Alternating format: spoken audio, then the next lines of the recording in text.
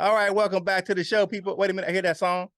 Oh, oh, oh. I say LL in the house. Watch your mouth. Bring it on down. Look at the white shoes. Look at the white shoes. Watch your mouth. Now talk about this Jamo thing, brother. Man, I was so confused. I was like, "What song is that?"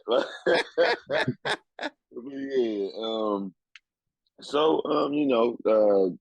We're going to speak about later in the show rebounding back from a tough loss, a bad loss, and a lot of ours eyes. So a part of that could be seeing more of our our second first round pick from last year that we traded up for, and that's Jameson Williams, and what we all like to call him Jamo. Number 9, big SL. I think that might mean slaughter game. So, if y'all from down that way, you know what that's about. Shout out to 21 Savage, I guess. But that could definitely spell or factor into a rebound this coming week. We got a home game, indoors, no conditions. Our quarterback seems to thrive in those conditions, even though he did not play bad in the outdoor, in our more recent outdoor games as well. So I'm not going to blame him or say that, try to use that to slight him, I should say. But, home game, he's only had one catch for, I think it was 41 yards for a touchdown so far off of 5 targets. So, of course we could see more of this. Of course that will help us out more. One thing I will say, though, we have been using more deep shots over the past few weeks. And those shots have been going to majorly DJ Chark. That's his thing anyway. He's a speed guy. So maybe we'll see some of those looks going to Jameson Williams, or just, send one guy off on one side and maybe start Jamo off in the slot and work him around. That's the new thing. The little over routes is the hot thing with your fastest guy. So maybe we'll see some of that as well. Back in LA, one of their favorite plays to run was that play fake with the deep crosser. So maybe we could see some of those things get worked in, and maybe a recipient of some of those changes will be Jameson Williams to get him a few more targets. Some people out there are speaking on the aspect of taking the training wheels off. I get it, but I just feel like we got a lot going on. We got a lot of wide receivers out there. You know what I'm saying? You got to get in where you fit in. So I think they're actually just going to put more in the game plan for him this time around, or just over the next few weeks. So I'm fine with it. I don't necessarily want them to rush, or not rush it, but force things to him. Or maybe we should. That's how it goes. It seems like the quarterback that has that number one, and he gonna throw it to that guy anyway. Those teams normally do a little bit better. Like you have, like, look at Burrow and Chase. He got a couple guys over there, but y'all's friend in Minnesota and Jay Jetter's over there. It's a few of them. I ain't gonna name them all, but once you get that one guy that you can connect with constantly, everything could change. So maybe that's what it could be. Maybe he could just be the deep threat, or we'll see. I guess the question would be, what do you guys think? How do you think he'll be used going forward, if they use him more or whatever? I mean, it's not falling on deaf ears because fans are calling for it. And Dan Campbell was asked about this in his presser, and they said that they will get Jamo more involved. And like Jamo was scared, he's played on the biggest stages in college football. He played at Alabama, played at Ohio State. So now I will say this: he has dropped some passes in practice and in warm-ups, but he hasn't dropped any in the game. Well, because the one pass that was actually thrown to him that was actually catchable, he caught for a touchdown. He's constantly, here's the issue. He's constantly underthrown by Goff. And I believe it's Goff not he's had some speed guys, but he ain't played with a guy with that type of speed. Like that, his speed is different. And here's one thing I think that Jamo is gonna have to learn how to do. Williams is gonna have to learn how to throttle it down a little bit. He's gonna have because he's gonna have to throttle it down just a bit because he ain't got that quarterback like Bryce Young has a bigger arm than him. I mean, we know, and I don't understand it because I seen in LA that Goff had a big arm. He threw some of those deep passes, and I don't understand what's going on with his arm in Detroit, but they just ain't been consistent. Yeah, and they haven't played a lot with each other. I get it, but somebody's gonna have to make an adjustment. Either Goff gonna have to throw it harder, and I don't think that's a possibility right now, which means Williams is gonna have to throttle it down and learn how to throttle it up and down, and change the speeds to make sure he can get to the ball. You know what I'm saying? Like, but we've seen him being constantly underthrown by Jared Goff. It's one of those things. Like, he has been underthrown. I mean, even that touchdown, he was wide open. He had to stop to catch the ball, but that's how freaking fast this dude is.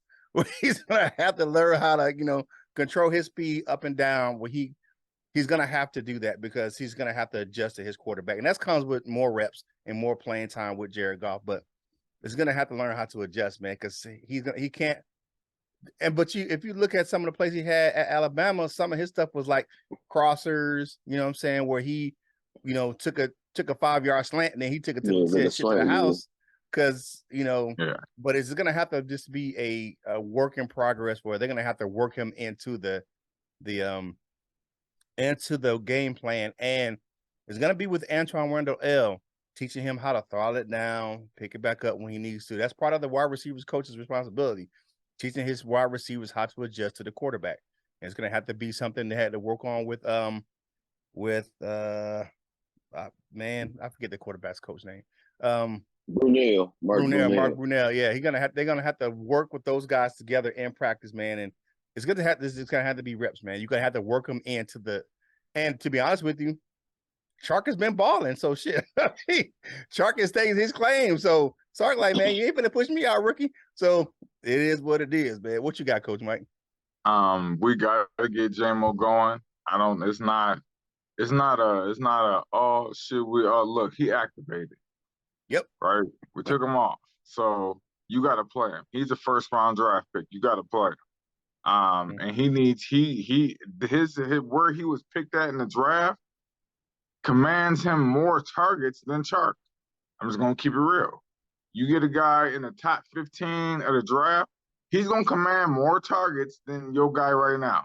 Because ain't neither one of your guys a draft pick that you picked in the first round. Oh, that deep pick. Because I think Chark was a first round pick too. Yeah. But I'm just talking about that's your guy. You picked him. Yeah, I got you. So you know what I'm saying? That's your guy versus them guy thing. But you know what? I was hoping Jamo got more involved just to loosen up the defense. Yeah. Because as of right now, these last couple games, they've been shutting our run down. This dominant, this top offensive line, ain't been doing so hot. So the thing that we need now, we need Ben Johnson to articulate some passes where now you got Jamo. Maybe we need to go 3 wide in a single back set. You know what I'm saying? Maybe you got Jamo, Chark, and St. Brown. You know what I'm saying? And they go. And when they don't all go, you can't stack the box. You can't. You cannot stack the box when you got a 4-3 guy on Chark. And you got probably a 4-2 something guy on Jamo. You know what I'm saying? Then you got Maurer. You cannot put 8 in the box. And maybe that's what needs to happen. Maybe it's Ben Johnson figuring out how to get him involved in the game plan. I'm not too worried about Goff hitting with the connection, man. I think that's just a timing thing. I think when you got a guy that fast, and you throw it to him, you like, oh yeah, he gonna be there. Damn, he ran fast. You know what I'm saying? I think that is a timing thing. Because he had Brandon Cooks, right? And Brandon Cooks was the same kind of guy. I mean, he's a little faster than Cooks, but I'm just saying. I think that man. I think that just has to do with Goff and his real time. Because normal receivers run that route. He knows where to throw it, because you didn't see it, he didn't target and caught it over his head, what I'm saying? But when you throw it to Jamo, oh shit, you know what I'm saying? So I think it's a timing thing, man. I think that ain't nothing to worry about, man. I actually think Goff's arm is a little bit stronger than Bryce Young. I don't know, but yeah, man. I got a question. I'm gonna work it into a question, but that was interesting what Curt just said, because I was thinking about using him as a deep target. I like what Curt said, because they used to, like you said, he'd take a slant and take it to the house and screen, like bubble screens and all that kind of thing. How do y'all think, or how would y'all want to see him in? Because we ain't a bad screen team. Do y'all want to see him use more in screens or screens, or do y'all want to see him down the field? Get him the damn ball. Yeah. I'm with Curt. Get him the damn ball. Just throw that shit to him. That's one thing it should be coming together because remember we was asking earlier in the season, like, where the hell is the DJ Chark deep ball at? Because we kept seeing that in training camp. We kept seeing the clips, you know what I'm saying, that are perfectly dropped in there. Like, where did I say? Well, and now they we throwing starting them to now. see it. So that's what I'm saying. So, you know, I hope that we can see it. I'm gonna call for it this week. Maybe two deep shot touchdowns. I don't know who's gonna get them, but 2 deep shot touchdowns this year. Hey Ben, throw his ass the damn ball. All right. So to hear what myself and Coach Jones got to say about this topic, tune in to the full version of today's Lunchtime Detroit Lions Talk, brought to you by Detroit Lions on the Prowl, right here on your home for Detroit Lions news and rumors.